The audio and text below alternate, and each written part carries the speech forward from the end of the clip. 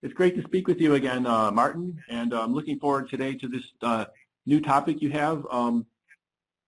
Companies that have information they need to improve, but they don't use it. My first question is regarding this topic. Can you provide a brief background of yourself? I've been a purchasing agent for about 20-some years. I've also have done sales for around 20 years. I feel that purchasing and sales are the same conversation, just at different ends of the telephone. I've also had my own company, so I'm experienced pretty much in all aspects of running a small company. Great. And so what kind of information do companies not use that they have? And do you have any examples? Well, for starters, for one example, I worked for a company who brought everything in from China. And every single time that they were about to ship something in, they would start from scratch and add up all the expenses, not only the expense of the merchandise, but the expense of shipping and estimating all the taxes and duties and fees. And all they had to do was look at their last invoice, and they would see to the penny exactly what all of that cost. But after they paid the invoice, they filed it away, and they never looked at it again. So all the information was right there. They just never used it to their advantage. A second example is a company that I recently worked for is a car rental company. And they have printouts of the exact car that is reserved by the customer. And they know by the hour and by the day exactly how many of these cars are due to be rented. And yet they don't use this information to get the cars ready for the customers. It's purely the cars that are put on the lot are put on the lot purely randomly. So right now the customer may get what he ordered and he may not. In my opinion, all they need to do is sort out the cars in, let's say, general bunches by category, so that the amount of cars that are going to be rented that particular hour, that particular day, could be pulled and cleaned by the cleaners. The drivers would automatically take the car to the branch, because that's what they do. They only take clean cars, and then do it again the next hour. So every hour that a customer is due to show up, they could have his car available.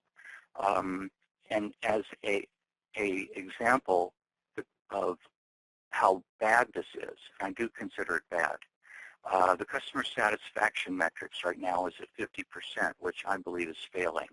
And it would be so easy to change all that just by looking at what the customers want when they show up. This reminds me of a push system where we're telling the customer what cars to rent. And another example of that is a few years back when the Detroit car makers made big cars, and they told us we wanted gas guzzlers and cars with big fins, and instead we bought Japanese cars. And of course, you know what happened to Detroit. What I'm suggesting is to make a pull system, which is, again, looking at what the customer orders, cleaning it, making it ready, and making it available when the customer shows up. Just for an example, too, I can't help wondering what a customer would think if he ordered a steak and the waitress brought him a salad. Would he ever go to that restaurant again? A third example comes from the accounting department. Many years ago, I worked for a company as its general manager, representing 6 western states and serving 400 customers. And the rule from the controller was that any invoice that showed up in the 90-day column, the customer would go on credit hold. But it was just my luck that when I was out of the office, this report came through, and my biggest customer had one invoice in the 90-day column, and he was the order desk girl put him on credit hold, and sure enough, he called up and he was told that he was on hold. So here I am, taking the risking the fact that I may end up losing my biggest customer over one invoice. And when I walked in a few minutes later, she told me what had happened, and I knew in a minute that we were either looking at a lost invoice or an invoice that had a pending credit memo against it. And when I looked at the old report, sure enough, there's like 30 invoices that the customer had ordered merchandise, and the very next report, the current report, had only this one invoice hanging out there. So the customer had paid all the invoices except this one. And when I looked further, there was no no pending credit memo. So I knew it was a missing invoice. And when I called him up, the first thing I told him was that he's not on credit hold. And I mentioned to him about this invoice, and in a few minutes they were able to find it and they got it paid. So what I did was I instigated a new rule that a customer goes on credit hold when I say he's on credit hold. And the controller wasn't happy about it, but when we passed it by the manager of the division, the manager agreed with me.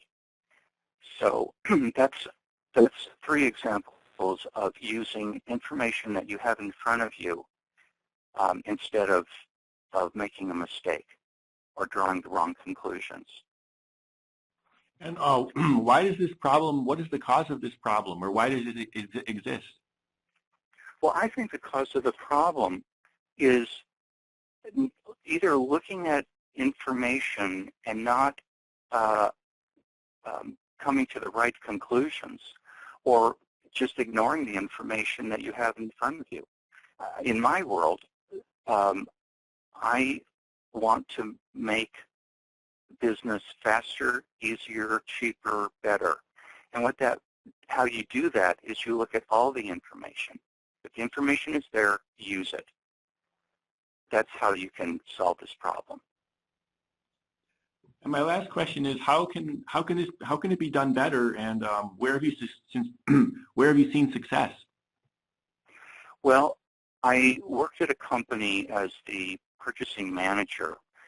At the time, we thought that we could only produce $700,000 worth of merchandise a month.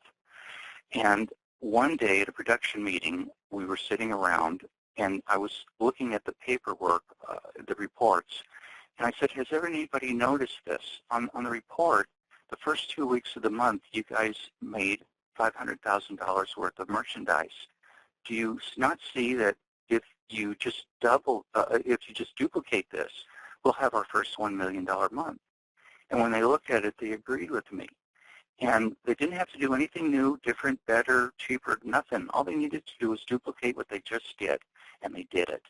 And by setting goals and achieving the goals and then resetting goals, it wasn't long before we were doing $2 million a month, and in some cases, $2.5 million a month.